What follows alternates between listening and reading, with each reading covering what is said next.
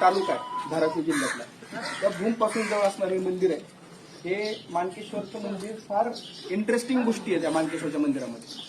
आता या मंदिराची जी बांधणी झालेली आहे ती मंदिराची बांधणी झाली आहे 12व्या शतकाच्या शेवटी 13व्या शतकाच्या सुरुवातीला. चालुक्य हे नाव ऐकलं तुम्ही सगळ्यांनी.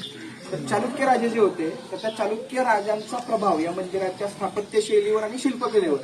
त्यामुळं सर्वच अभ्यासकांचं असं मत आहे. त्याच्यामध्ये देगलूरकर आहेत, कोकेमा आहेत, ब्रह्मानंद देशपांडे आहेत, माया शापूरकर पाटील मॅडम आहेत.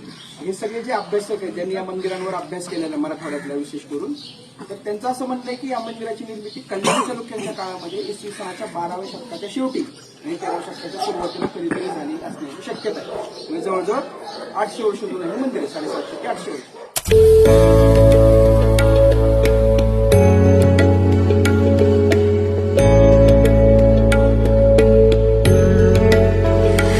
शिल्प ओळखायच्या 3 फार सोप्या स्टेप आहेत.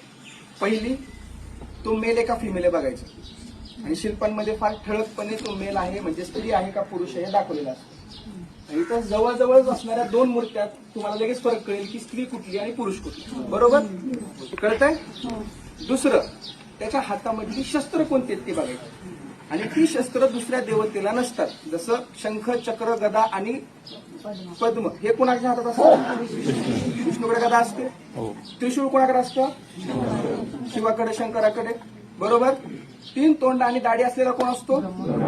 सोपं आहे ना ओळखायला. बरोबर.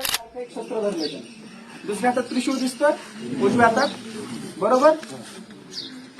आता इथे हे 13व्या शतकातलं आहे, त्याच्यामुळे इथे त्याला सौम्य दाखवलं. भैरव उग्र देवता आहे, फिरोशियस देवता, उग्र आहे.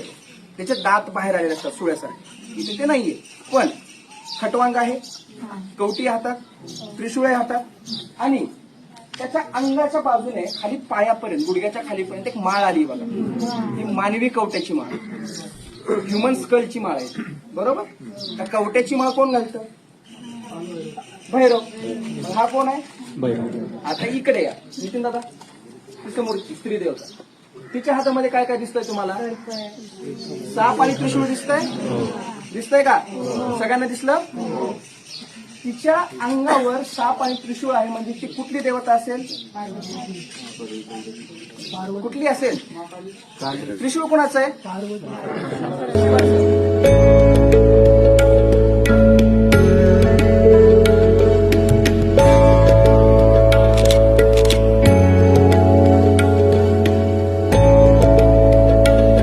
शिखर नाही.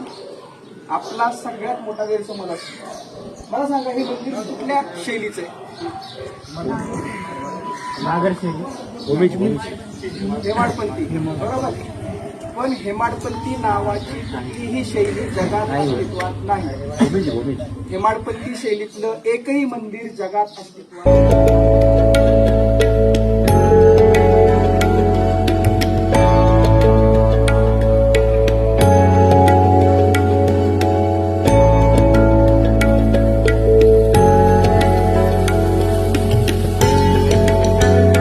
अंबरनाथचं मंदिर आहे. अंबरनाथचं मंदिर कधी बांधलंय? इसवी सन 1060. डेट आहे त्याच्यावर लिहिलेली, काहीतरी सप्टेंबर 1060 अशी डेट आहे त्याच्यावर लिहिलेली. बरोबर आहे. अंबरनाथच्या शिव मंदिरावर तारीख आहे लिहिलेली, मंदिर कधी बांधलेली.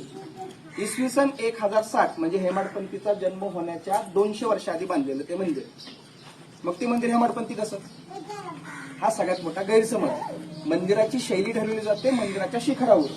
आता या मंदिराचं शिखर अस्तित्वात नाहीये, त्यामुळे आपण ठामपणे नाही सांगू शकत की या मंदिराची शैली कोणती. पण काही अभ्यासकांचे मत आहेत, काही जर म्हणतात ते भूमीच्या शैलीचं असण्याची शक्यता आहे, पण ही शक्यता आहे. त्यामुळे आपण याच्याविषयी ठामपणे काय सांगू शकत नाही.